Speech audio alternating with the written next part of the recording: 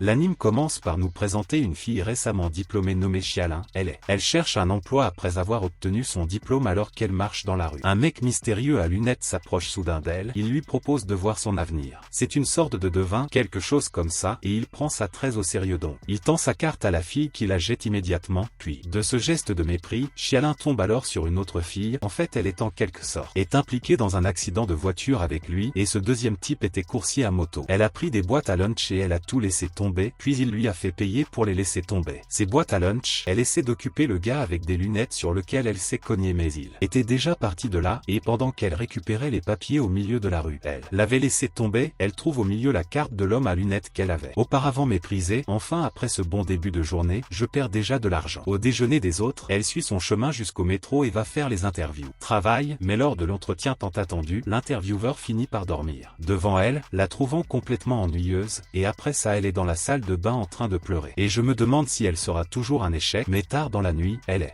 découragée chez elle, en train de pleurer lorsqu'elle reçoit soudainement une offre d'emploi par SMS, et sans même se soucier de regarder sur YouTube ou de voir subitement l'adresse sur Google Street View, sans se soucier de l'heure, Shelly a également décidé d'aller sur l'entretien d'embauche, et évidemment quand elle arrive dans la rue pour l'entretien, elle voit le rue la plus sinistre de tous les temps, le nom de la rue est Akshasai, et quand Shelly entre dans la rue, elle tombe bientôt sur un monstre géant portant une armure, et la rue est sinistre. Et il y a un monstre dedans, quoi de pire que ça, hein? Évidemment plusieurs monstres. Ils peuvent être pires, donc plusieurs apparaissent là-bas, et c'est maintenant le moment parfait pour le protagoniste de l'histoire entre enfin en scène et sauve la fille, et bon protagoniste parmi scène, devinez qui est le protagoniste, nul autre que le coursier à moto qu'elle avait écrasé plus tôt, et le mec est là avec une épée bandée, tout méchant. Et à côté de lui il y a le petit frère, et bien évidemment ce type est le petit frère du protagoniste, regardez-le, et alors on nous montre que le plus âgé des les frères s'appelle Yann, tandis que sa version enfant s'appelle Yann, et puis Yann commence à matraquer ces monstres juste là, pendant que Yann est là en train de discuter avec Changlin. Et il lui explique que la raison pour laquelle il y a tant de choses bizarres dans cette rue est parce que il relie fondamentalement le monde spirituel au monde des mortels, et il révèle également que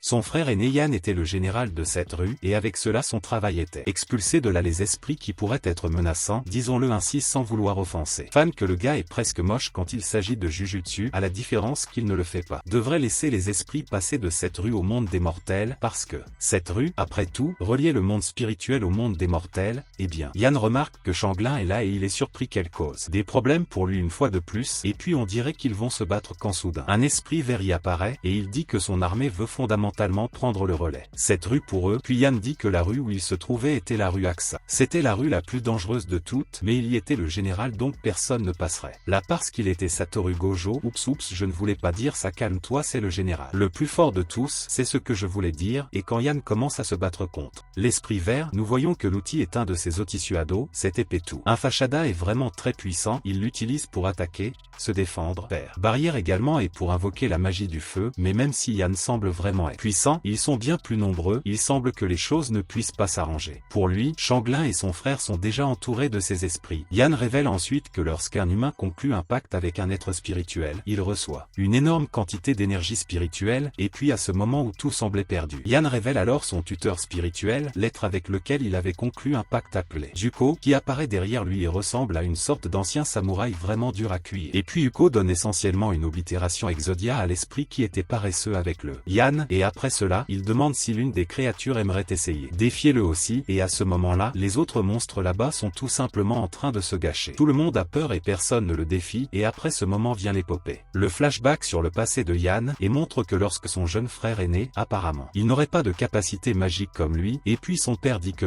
le devoir de Yann serait de prendre soin de son jeune frère, et leur mère croyait même que de cette façon. En d'autres termes, Kasula aurait au moins une vie plus calme que Yann, et depuis lors, le père de Yann le préparait déjà à devenir général de la rue Akshasa. Il a même montré Yann a donné un arbre nommé d'après tous les ancêtres qui ont défendu la rue, avec l'intention de montrer au garçon à quel point c'était cool. Et bien, tout ce que le père de Yann lui a dit que ça avait soudainement du sens quand lui et sa mère sont partis soudainement. Il n'avait pas d'autre choix que de quitter leurs enfants. La mère de Yann Yann était très inquiète pour eux. Et le père de Yann a dit qu'elle pouvait être rassurée car Yann prendrait certainement soin du bébé. Cassula et Yann lui promirent d'accomplir cette mission, mais il commença à trouver cela étrange le jour où décédé et ses parents n'étaient pas encore revenus, et un jour, quand il entendit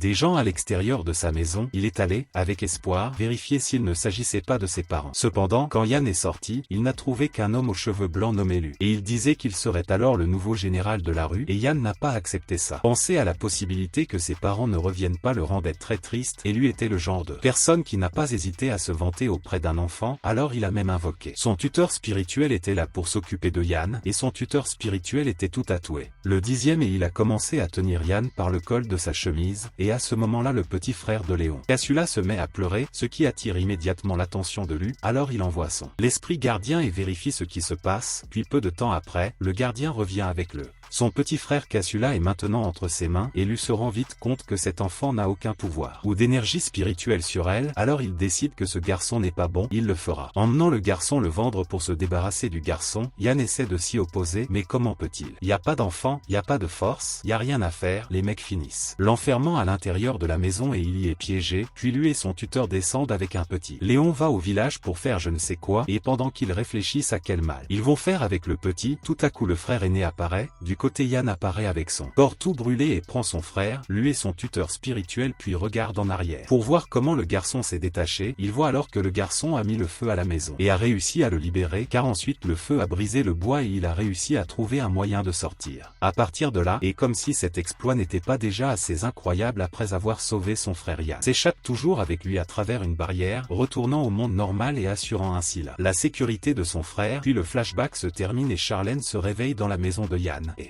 après son réveil, elle est terrifiée de savoir que tout ce qu'elle a vu était réellement vrai. Et puis Yann est prêt à effacer sa mémoire, parce que c'est ce qu'ils font quand quelqu'un sait trouver ses voies spirituelles, ceci dans le cas d'un commun des mortels comme Shanine finit par retrouver la rue par hasard, et puis quand Yann est prêt à effacer le souvenir, soudain Yann lui dit d'attendre, car il est surpris par une mystérieuse carte je l'ai trouvée parmi les affaires de Shanine, et cette carte appartenait à ce type à lunettes qui est apparu au début en train de parler à Shanine, tu te souviens? Eh bien, apparemment ce type aura une certaine importance dans l'histoire et il s'appelle Gifu, et puis finalement Yann décide à raconter à Shanine ce qu'elle faisait là, dans la rue Akisha, et elle a dit qu'elle avait reçu une offre d'emploi par SMS, c'était pour ça qu'elle était là, et après avoir entendu ça, les frères arrivent à la conclusion que la carte qu'elle avait reçue de Gifu était en réalité un message spirituel codé, et quiconque voulait le déchiffrer devait au moins comprendre. Énergie spirituelle, bien après Yann demande à Shanine de monter sur sa moto de la honte, emmène-la, et elle lui obéit comme une gentille fille parce qu'elle a déjà eu beaucoup de problèmes depuis un jour, et alors qu'il l'emmène en moto, soudain plusieurs fantômes apparaissent dans le chemin, puis Yann convoque son gardien spirituel Zuko qui commence à couvrir tout. Des fantômes autour, et avec tant de choses bizarres et effrayantes qui se produisent, la plus grande peur de Shanine. En ce moment, Yann conduit, car il accélère comme si personne ne regardait vers un mur, on dirait que tout va finir pour eux, qu'ils vont manger et boire, mais Yann était un jeune homme de la rue, c'est vrai les gars, et donc il sait très bien tout là-bas, et puis sa moto passe par là. Comme par magie à travers le mur, boum, il est de retour dans le monde des mortels, et comme un bon chevalier après. Pour sauver la fille, il demande de l'argent, et elle, comme une bonne dame, paie aussi, et en bonne et due forme. Après que Yann lui ait fait payer les boîtes à lunch, maintenant il lui a fait payer Uber, le gars est tout simplement incroyable, mais après cela, Yann lui explique qu'elle avait fondamentalement un pouvoir spirituel. De plus, comme le Gifu qu'elle avait attiré son attention était en réalité une entité spirituelle puissant, et il fut envoyé dans le monde pour trouver des hôtes spirituels, et selon Yann, Shanine elle-même était également une hôte spirituelle, et Shanine trouvait tout cela très étrange parce qu'elle a dit qu'elle n'avait jamais eu de contact avec quelque chose comme ça, mais ensuite Yann fait un kanji dans sa main et le montre à la fille qui a lu le kanji sans aucune difficulté, et Yann explique alors. Lui a dit qu'il l'avait écrit grâce à la magie spirituelle, et il a expliqué que si elle ne le faisait pas, n'avait aucune capacité spirituelle, elle ne serait pas capable de lire ça, et puis il montre une autre personne au hasard passant ce qui était écrit sur sa main dans la rue, et cette autre personne qui est un gars au hasard ne voit rien d'écrit sur sa main, et Shanine commence alors à comprendre. Qu'est-ce que Yann lui dit? Parce que ce SMS qu'elle avait reçu lors de l'entretien d'embauche, c'était aussi un message spirituel, c'était juste dans un autre format, mais les l'essence était le lui-même, seule une personne dotée d'une énergie spirituelle pouvait lire le message, et après que Yan ait expliqué tout pour elle et lui a dit « Je ne veux plus rien avoir à faire avec toi, ne retourne pas dans la rue parce que je ne veux pas plus avec Gifu » et il dit cela sans même imaginer que Gifu le surveille réellement, lui et les autres. Shanin depuis un toit voisin, apparemment le Shanin est un hôte spirituel de niveau S, et après qu'il ait dit au revoir, nous avons un peu plus de flashback de Yan, et nous le voyons depuis peu, il a dû se retourner pour nourrir son frère, et il l'a fait en essayant d'obtenir de la nourriture cachée dans les magasins, mais il finissait souvent par se faire prendre et chaque fois que cela arrivait, il était accueilli, et la réalité des frères était dure, ils vivaient sous le pont, et comme Yan était toujours juste un bébé, Yan devait tout faire, prendre soin de tout ce dont ils avaient besoin, étant toujours marginalisé parce qu'il vit sous les ponts, Yan a refusé l'aide à plusieurs reprises, après tout. Un jeune homme nommé Anja a essayé d'aider les frères à plusieurs reprises, il a offert de la nourriture et a parlé aux frères Yan à propos d'un refuge où lui et son frère pourraient être en sécurité, mais Yan a quand même refusé. Comprendre quelle aide, et c'est parce qu'il ne voulait pas s'éloigner de la rue à Kinshasa. Car selon les enseignements de son père, s'il quittait la rue, il quitterait aussi son honneur derrière, il s'avère qu'après un certain temps à cause du froid, Yan finit par devenir assez malade, et puis Yan n'a pas d'argent, il n'a aucun moyen de soigner son frère. Alors il s'en prend à An qui était la seule personne qui apparemment s'était jamais soucié d'eux. Et on emmène ensuite les frères dans un refuge où ils devraient avoir de la nourriture et des vêtements chauds. C'était ce qu'il avait promis. Quand Yan arrive, une dame vient lui donner un bain. Il commence alors à lui poser des questions sur Lian, où il se trouve, mais pour une raison quelconque, il semble qu'elle évite de lui répondre. Yan s'en va alors car il soupçonne que quelque chose étrange se produit, et il commence alors à entendre la conversation d'An, et dans cette conversation, j'ai entendu dire qu'au fond, on essayait de les échanger comme s'il s'agissait de marchandises, et le pire c'est que, quand négociait, il refusait même de payer pour Lian parce qu'il était malade. Parce que c'est la seule personne sur qui Yan pensait pouvoir compter, en fait il a fini par le trahir. Yan alors, il maudit les gars et tente de s'enfuir, mais il finit par être capturé, puis par les bandits qui l'ont attrapé. Ils l'ont battu et ont laissé le garçon souffrir, mais ce qui rend Yan le plus désespéré, c'est de ne pas savoir où est Lian, et c'est très triste que quand on voit que Lian apparaît sur l'écran, il est jeté dans une benne à ordures, il neige beaucoup et pourtant il a été abandonné par les adultes dans le froid, mais en colère de ne pas savoir où est son frère, il finit par collaborer, réveillant le pouvoir secret du tuteur de Yan, puis il se transforme en utilisant le pouvoir de son tuteur qu'il gère, se détend, et se venge enfin de ces gars qui le maltraitaient avant, et après avoir donné d'une manière avec ces gars, il s'en prend à An, et lui donne également une leçon, et après cela, il attrape Lian, et accompagne Lian à l'hôpital, y arrivant déjà en cassant la porte, puis pendant que son frère est à l'hôpital, Lee en train de récupérer à l'hôpital. Le tuteur de Yan lui apparaît, il se présente comme Jin et dit qu'il sera fidèle à Yan tout au long de sa vie, après quoi le flashback se termine et nous voit que Shani a repris sa routine normale, mais elle réfléchit encore beaucoup à ce qui se passe. C'est produit quand elle était aux côtés de Yan et Lian, et elle continue même d'essayer de faire une sorte de faites cela devant le miroir pour voir si votre gardien spirituel apparaît, mais cela se termine. Ne travaillait évidemment pas, mais elle est également retournée dans la rue Akasha pour voir si elle pouvait. À accent grave bas, elle a appris quelque chose de plus, mais elle a finalement découvert qu'elle préférait vraiment vivre une vie normale. Mais elle ne semble toujours pas sûre de sa propre décision. Au lendemain de Shani, un nouvel entretien d'embauche et cette fois elle finit par être embauchée, et quand elle arrive chez elle, dans la pièce, elle est toute excitée de célébrer, jusqu'à ce qu'elle trouve soudainement la carte noire qu'elle avait reçue de Gifu, et elle décide de jeter cette vieille carte par la fenêtre, parce qu'elle n'en a plus besoin, mais quand elle fait ça on voit par la fenêtre qu'il y a un robot l'espionnant, et le robot reçoit alors l'ordre de vérifier si Shani n'avait pas de tuteur spirituel ou non, puis il s'introduit par effraction dans son appartement et commence à l'attaquer pour voir si elle l'aurait fait. Une réaction, il fait une sorte de radiographie, quelque chose comme ça, pour voir si elle a un tuteur, puis son test répond qu'il y a 85% de chances qu'elle ait un tuteur. Et puis le robot reçoit un nouvel ordre, cette fois il doit exterminer Shani, puis on dirait que ça se termine. Tout est bien pour elle maintenant qu'elle a obtenu le poste, c'est vrai, mais heureusement Gifu entre par la fenêtre et parvient à la sauver au dernier moment en lui arrachant la tête d'un seul coup, et Gifu explique à Shani que ce robot avait été envoyé là-bas pour prendre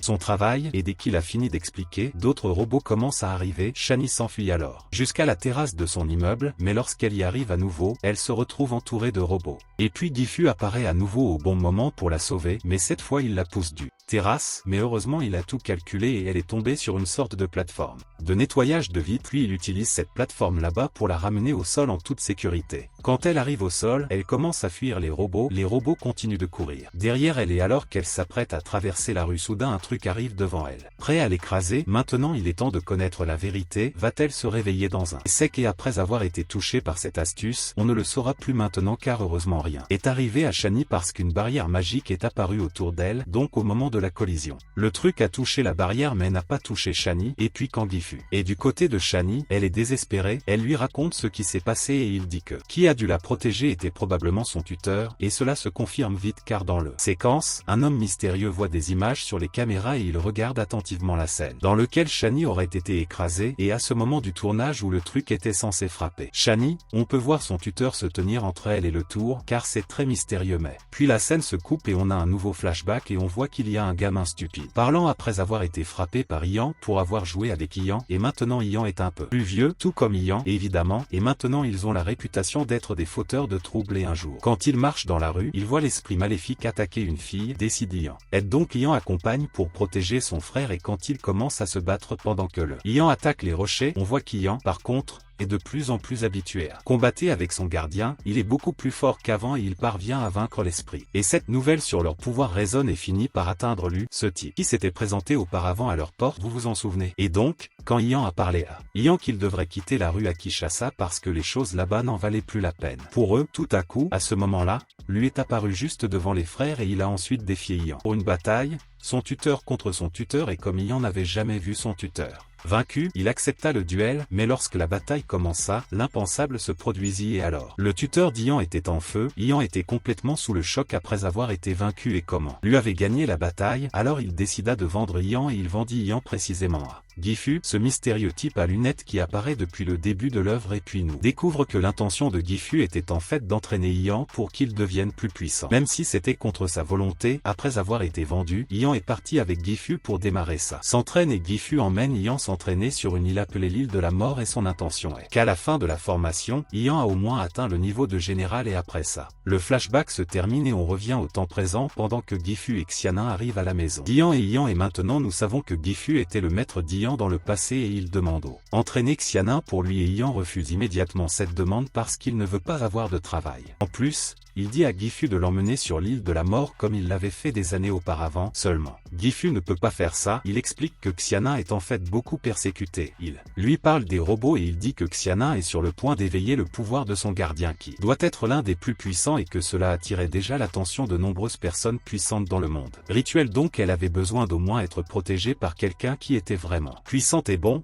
Après beaucoup d'insistance de Gifu et aussi de Xianin, Ian finit par accepter le qu'il a avec eux mais il a la condition qu'elle doive faire toutes les tâches ménagères. Tout ce qu'il veut est bien comme elle n'a rien à offrir à part qu'elle l'accepte en quelque sorte mais à la fin. Le lendemain, Ian veut aussi un loyer en plus de tous les services qu'il veut qu'elle paie. Une location, il lui a même proposé de prendre sa moto et de faire une livraison, mais Ian. Je ne pensais pas que ce serait une bonne idée après tout, il y avait des gens après elle mais je suis choqué de voir à quel point Ian peut être autant un chevalier que la dame en défense. Le gars est lui-même le Castro. Dans les animes, le temps passe et ils se battent jusqu'au jour où, par hasard, Gifu vient leur rendre visite. Et puis Ian profite de la réunion pour demander à Gifu pourquoi Xianin était persécuté puis Gifu expliqua que le gardien Xianin était capable d'extraire un élixir légendaire, très théoriquement capable de faire revivre n'importe qui et à ce moment-là, Gifu fait allusion au Ian qu'en fait il peut même utiliser ça pour réanimer ses parents. Ian est complètement sous le choc après avoir entendu cela parce que cette fille était si puissante et si important, il la traitait si mal tout le temps, mais en entendant tout cela, Ian prendre la situation beaucoup plus au sérieux et après cela, il est arrivé à Xianin et a dit que la blague était terminée et maintenant il était temps de commencer l'entraînement et puis devinez quoi, un autre commence. Flashback qui n'aime pas les flashbacks et dans le flashback on voit l'arrivée d'Ian sur l'île de la mort avec Gifu et puis les habitants du lieu commencent à parler de ce que premier enfant a abandonné et à fuir l'entraînement et c'est bien quand tous les débutants sont devant le maître qui confiera les tâches de formation, notre protagoniste bien-aimé décide qu'il veut le prend et finit soudain par tomber à l'eau, mais tomber à l'eau révèle que cela ne résout rien. L'auteur dit qu'il n'y a qu'une seule façon de bien s'en sortir et que cette seule façon de devenir juste un général spirituel d'une rue qui relie le monde des mortels au monde des esprits, regardez notre. Quelle tâche simple en fait, mais si vous ne pouvez pas accomplir cette tâche simple, tu peux aussi en sortir à 18 ans en ayant effacé tous tes souvenirs de cette période. Vous perdrez fondamentalement la mémoire de la majeure partie de votre vie et la foi n'a qu'une option majeure, donc c'est. L'un d'entre eux est devenu général et plus tard, Yann est devenu la cible d'un groupe d'enfants en liberté. Nous essayons d'intimider le protagoniste, Alors Yan essaie d'invoquer son tuteur, mais le vacarme ne le fait pas. Apparaît cette fois et puis il est expliqué qu'aucun tuteur ne peut y être convoqué car il y a des cellos spirituels en place qui empêchent que cela se fasse et puis Yan qui ne pouvait pas. Ne faites rien sans que votre Maroraga ait commencé à se faire tabasser par les garçons en liberté et ici ce serait le fin de l'histoire si une petite fille aux cheveux blancs n'était pas apparue soudainement. Et d'une manière ou d'une autre, elle a réussi à utiliser son tuteur spirituel, cela a fait fuir tout le monde. Les garçons là-bas seuls et c'est tout pour une raison quelconque, elle m'a sauvé et je lui ai demandé comment elle avait réussi à convoquer son tuteur mais elle avait fait comme si elle ne comprenait pas et ne lui en avait pas parlé. Ce sujet mais elle en profita pour dire qu'il y avait un moyen de quitter l'île et que si tu voulais sortir, elle était prête à t'aider. En attendant, on voit ça dans la rue. Les fantômes sont après Liam et il est caché et protégé par une fille. Belle et à ce moment-là suivant le plan de quitter l'île là-bas, le protagoniste et lui montent vers le sommet de l'île et quand ils arrivent à l'endroit très élevé là-bas, ils vont demander où. Problème dans sa tête et elle se défend en expliquant que pour elle c'était l'inverse qui était le problème. Où ils étaient était en fait la fin et que la mer était le début et que pour qu'ils partent, ils devaient rester en mer et sans même comprendre les commandes mais avec le cœur d'un protagoniste du spectacle. Je suis allé là-bas et j'ai sauté dans la mer, puis après il semblait que la partie était terminée. Il partait. Se comportant comme un utilisateur d'un kumano mis dans la mer, il a soudainement compris qu'il a traversé la mer. Lorsque les maîtres de l'île de la mort entendirent cela, ils furent sous le choc car, au fond, personne n'avait jamais réussi à s'échapper de l'île auparavant, ils ont même essayé de conserver cette information pour ci-dessous les plans après la fin de ce flashback et nous retournons à l'entraînement de Xanin avec Ayame et ensuite. Xanin se plaint à Lian de la difficulté de l'entraînement de son frère aîné. Lian trouve ça drôle et lui dit de se rassurer que c'était pour son bien. Et puis un peu plus tard, le Gifu va à nouveau leur rendre visite et Xanin commence à lui dire que vouloir partir avec lui parce que la formation qu'il lui donnait avait été prise dans un piège. Mais la Gifu dit que chaque maître avait sa propre méthode d'entraînement et qu'elle devait respect je suis et en plus elle était pourchassée donc elle devait rester très discrète. Et puis après qu'on lui ait dit non cette nuit-là où tout semble ne pas pouvoir empirer tout d'un coup, les frères voient qu'une partie de la ville est en feu et décident d'y aller et de voir ce qui se passe. Et Lian suggère à Xanin de les accompagner pour continuer son entraînement. Elle est excitée mais Ayame dit qu'elle n'est pas encore prête et qu'elle n'accepterait pas. Et puis quand je suis là au milieu de la bataille, il invoque Yuko et comme toujours, il commence à battre les fantômes et pendant ce temps, Liam cartographie toute la situation pour son frère. Son aîné pour dire la vérité, il est fondamentalement un potin de bataille, c'est ce qu'il. C'est une blague, il aide aussi son frère à vaincre plusieurs fantômes là-bas, il est bon. Et Liam dit également à son frère aîné qu'apparemment tout ce qui s'y passe est réel. Un test du domaine spirituel et il crée cette situation avec les fantômes pour voir le enfant que leurs généraux rencontraient cependant pour rendre la situation des frères un peu plus difficile. Celle qui s'est présentée là-bas était Xanlin mais elle a profité de la situation pour donner une leçon. Liam et le cabinet de son maître battaient les fantômes et le lendemain, elle retourne à l'entraînement en essayant de battre ses propres records personnels mais ensuite tout est interrompu parce que nous avons maintenant un autre flashback sur le passé de Ayame et nous le voyons dans la rue. Akshasa qui est vraiment aux commandes élues et il organise un tournoi entre esprits maudits où l'esprit maudit déclaré le plus fort et le dernier à survivre aura l'honneur, aura le plaisir de le servir, du moins c'est le prix qu'il offre et pendant que, voilà, Liam est toujours là pour Akshasa qui tente de s'échapper et à côté de lui se trouve toujours la même fille. Belle comme avant et elle est apparemment muette et puis finalement l'un des mauvais esprits prend courage et essaie d'attaquer Lu, mais King qui est le gardien spirituel de Lu, c'est un gars très puissant. Donc tout ce qui essaie d'attaquer Lu, personne ne peut même le toucher, le gars pourrait même être un connard mais il a en gros une défense parfaite avec son tuteur spirituel et bien après. De plus, Lu utilise la terreur pour faire parler tout le monde de toute information dont il dispose. Liam parce que même s'il pense s'être débarrassé de Ayame, il a toujours peur de Liam pour une raison quelconque. Et puis il envoie un de ses monstres s'en prendre à Liam et bien ce monstre finit par trouver Liam. Pour qu'ils en finissent avec le garçon, mais juste à ce moment-là, son frère aîné a réussi à le faire. Arrive à temps pour le sauver puis je libère son gardien Jin et Jin élimine ensuite la créature. Mais soudain, de nulle part, la fille qui était auparavant muette et s'enfuyant avec Liam devient soudainement méchante et essaie d'attaquer le garçon après la fin de ce flashback et nous voyons que Xanin est très frustré par n'a pas encore pu convoquer son tuteur et Liam lui explique que c'est normal que souvent, le gardien n'apparaît que lorsqu'il sent qu'il a vraiment besoin de protéger son hôte. Mais Xanin n'arrivait plus à progresser seule à l'entraînement, elle a essayé de demander de l'aide pour moi, mais elle a découvert que je suis occupé. Il était essentiellement parti en mission. Il essayait de retrouver l'homme qui, selon lui, avait coûté la vie à ses parents et le suivait. Ses traces l'ont conduit et il a fini par arriver avec sa moto dans une autre rue spirituelle, une rue qui, tout comme Rakishasa avait un général et reliait également le monde des mortels au monde spirituel. Et là il trouva un autre général tout comme lui qui était chargé de protéger ceux. Une personne en particulier et le général m'ont même appelé pour entrer dans sa rue et ok cette phrase peut ne pas. Cela avait peut-être l'air vraiment cool, mais cela restera ainsi, mais je vais le faire, donc je vais refusé l'invitation. Rappelez-vous la règle qu'ils avaient qu'un général ne pouvait pas entrer sur le territoire d'un autre alors que plus loin je parle d'eux. Cela devient plus bizarre à partir d'ici, mais après ça, il partait un autre jour passe. Dans ses recherches et il n'a rien trouvé, il a montré la photo à beaucoup de monde mais personne reconnu le sujet de la photo. La seule chose différente qui se passe c'est qu'on voit que la veille, je regardais tout ce qui se passait sur les caméras, encore une fois il est apparu et maintenant Ayam espionne les caméras mais soudain un camion passe et on ne voit plus Ayam sur les lieux et puis on voit que je suis disparu en un instant et il est apparu juste derrière du robot qui le filmait et d'un seul coup il a achevé le robot juste après. La scène revient à Xanli qui est toujours avec Lia et elle commence maintenant à dire qu'elle s'inquiète pour le jeu et Lia trouve que c'est très mignon, elle a dû s'inquiéter pour son frère mais il l'envoie. Reste calme encore une fois et elle ne peut pas rester calme non plus parce que comme ça, tu sais, elle ne pouvait pas invoquer un gardien spirituel comme l'Ayam, alors elle se sent en fait plus en sécurité lorsque l'Ayam c'était proche de ce que quand je viens de le lire, il était là, coupé au fait qu'ils allaient le détruire dans le robot et soudain le Guafu se révèle, il admet alors qu'il n'a aucune information sur Ange-Fou, seulement qu'il pense que je fais trop d'efforts dans cette recherche et je lui rappelle alors qu'Ange-Fou était celui qui a rencontré leurs parents donc c'était sa priorité et le Gifu lui dit que personne avait réussi à confirmer cette information au cours de la dernière décennie et il dit qu'à l'heure actuelle, leur véritable priorité doit être de protéger Xanlin mais je prétends ensuite qu'elle est calme, elle est en sécurité à Roaxaza, cependant le Gifu prévient que l'organisation du royaume a expérimenté certaines façons d'utiliser la magie pour briser les barrières, il ne savait pas comment ses études était déjà avancé, le Gifu utilisa alors le robot détruit pour prendre contact avec les membres du organisation du royaume et il leur proposa un changement de nom avant de faire une confrontation, mais l'homme de l'autre côté a fini par refuser et il a dit que son seul objectif était prendre contact avec Xanlin et en attendant on voit qu'elle et Lia viennent de se retrouver. Une araignée terrifiante et Xanlin a très peur car comme elle le sait, elle s'en fiche. Ce qu'il fait avec son frère et Pualta essaie plusieurs fois d'attaquer l'araignée mais aucune de ses attaques a un effet même si une simple attaque web de sa part perce déjà le mur comme si c'était le cas. En carton, soudain l'araignée tire sa toile et capture le Xanlin puis l'homme qui restait derrière les caméras, il commence bientôt à faire la fête, il se met vraiment à chanter la victoire et humiliant Gifu et Ayam, puis Ayam avait ce regard sur son visage, debout là avec quelques amis, n'est-ce pas? Parce qu'il avait vraiment foiré, il avait laissé Xanlin tranquille, il s'inquiétait d'eux. Il partait au lieu de s'occuper de la fille dont il devait s'occuper et maintenant il partait seul sans avoir quelque chose à faire semblait que tout était fini, mais tout à coup, le véritable protagoniste de cette histoire.